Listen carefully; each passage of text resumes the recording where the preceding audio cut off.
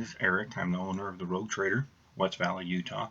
This is going to be my first video with all its glory, unedited, Silver Age content. I wanted to start by addressing an issue that came up this morning as we're locked down for coronavirus and earthquakes and everything that's going on in our community. I opened up my Facebook, followed a few different groups, and I saw a post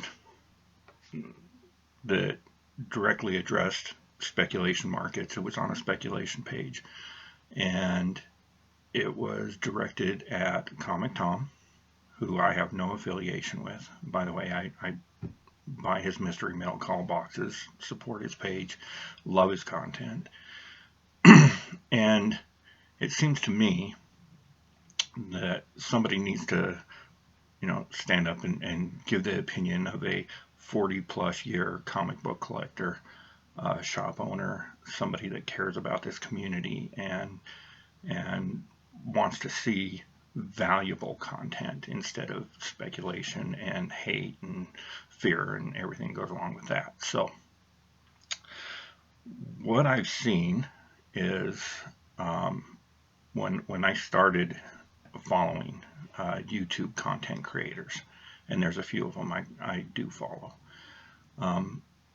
Tom and his crew, and let me start by saying, when I say Tom, the YouTube page Comic Tom 101 consists of Tom, Russ, Ryan, Jeff, Comic Pops, and they've got several people behind the scenes that help them publish this content and get this out to our community.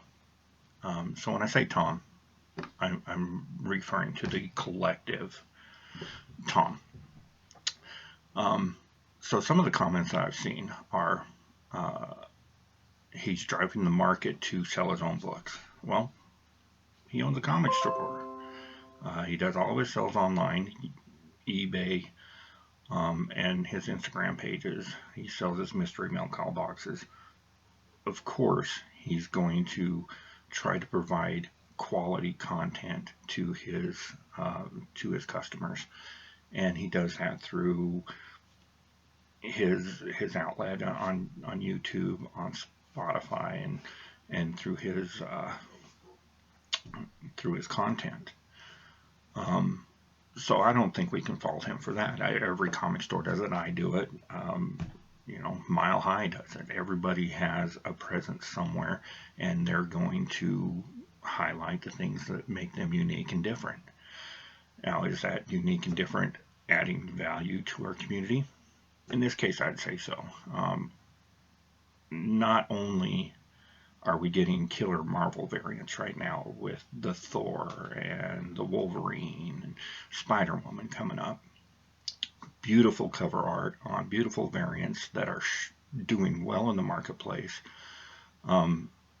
This isn't spec, and they're not pushing this. They're just saying this is available to you, and this is where you get it from. Every other store I've seen, Torpedo and Mile High and all these other places doing the same thing. I can't really fault Tom for doing this. It makes sense. It's a business decision. He's in the comic business. So if we take that aside, let's talk about the bashing that I've seen as far as his top 10 list. I don't see this any different than a news story. He's putting out a news story. He's a reporter, and once a week he goes on for 15 minutes. It's typically Tom and Russ. Russ, owner of Mill Geek Comics, been doing this as long as most of us. Really knows what he's talking about. Has his feet firmly planted in the comic book industry and what's going on in our community. So when Russ has something to say, we'd be fools not to listen. And all these guys, Jeff, Golden Age, he is a guru. I mean, he knows what he's talking about. He's done the research. He loves the books, and he's given us that view that most new collectors especially don't have, and I think that's extremely valuable. But they do this weekly top 10 list, and I actually broke down their top 10 list from last night. And out of the 10 books that were listed, 5 of those, Tom very politically told us these are books that are on the list. This is why they're on the list. But this is why maybe you shouldn't run out and buy them immediately. The point, the case and example that I'm going to hold up is Batman 412. It's a spec book that came out. Direct quote from Tom: "I don't think this is a book to invest in." That doesn't sound much like somebody that's pushing an agenda or pushing certain books. I'm sure he owns a couple copies. He's got a large collection.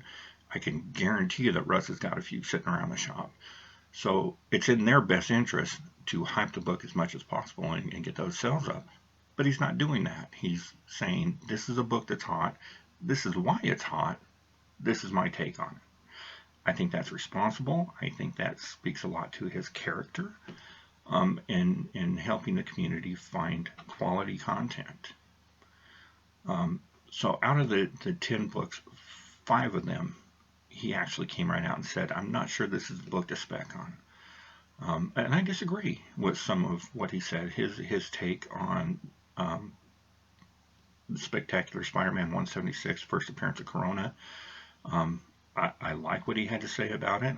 I like his reasoning for why the book is hot. I don't think it's I think it's overvalued, personally. But that's the beauty of it. He's not pushing it. He's just reporting on what's available. So a lot of the hate that I've seen come down, people are saying that he's pushing an agenda and he's trying to sell books. And he's asking people to purchase his Mystery Mail Call box, which is the best mystery box on the market, hands down. I don't think there's any room for argument there. But if he's doing that, why would he not go to the 20-something issues of 1990 Daredevil issue, whatever, and find some reason to make that hot? Because he could sell those, and he could do it. Chooses not to, chooses instead to bring us content and quality content. So other than his top 10 list, he puts out countless hours of comic-related material that has nothing to do with spec, doesn't mention prices. He talks about creators, he talks about print runs, he talks about characters, gives more coverage to independent books than anybody I've seen, and I don't see where the hate's coming from. I would encourage anybody that sees this to like this video, subscribe. I'm going to try to put out more content, probably better quality, I'm sure. But let's support each other. And finally, one of the biggest thing that I've seen Tom and his show do, I want to be clear, Tom and Russ both own comic stores. I believe that Tom's is strictly online, but Russ owns a comic book store in Washington. Both of them have the ability to sell online and could sell large volumes online. The very first thing that Tom said on his video last night was to support your local comic book store. He's not asking for you to buy his Mystery Mail Call, to sign up for Russ's mail order poll list, which is a good deal if you don't have an LCS.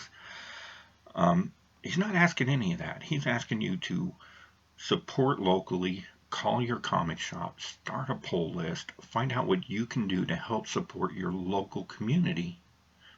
And I think that goes a long way to showing a great deal of integrity and giving us content that we desperately need. It's not about sales. It's not about pushing an agenda. It's about providing quality content that our community can rally behind. So that's just my 12 cents, my Silver Age take on it. Let me know what you think, and I'll be talking to you soon.